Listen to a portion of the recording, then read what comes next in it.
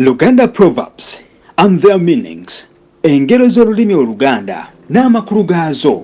Olugero lwaffe olwokuna luli nti bali kuba kundeeridde mukoomubbi talamula bba. Amakulu g'olugero luno gali nti bakaababbi baagala nnyo ebyokulya n'ebintu ebirala okusinga obulamu bwabwe n'obw'ababba baabwe kyebava batasobola kubalabula. Olugero lwaffe olwokutaano luli nti bali mu ttajjo tekikulobera kumusenga. Amakulu g'olugero luno gali nti omuntu gwe basalidde ogw'okufa ne bamulaga n'olunaku olw'okuttibwa ayinza okusonyiyibwa n'atattibwa, n'olwekyo abaagala okubeera naye tebasaana kumuddukako. Olugero lwaffe olw'omukaaga luli nti Balembogo yamutta nti bw'atyo bw'azitta.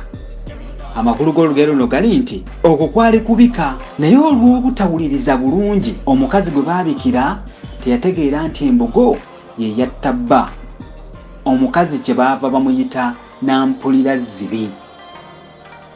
Bulijjo tusaana okuwulirizanga obulungi ebitugambibwa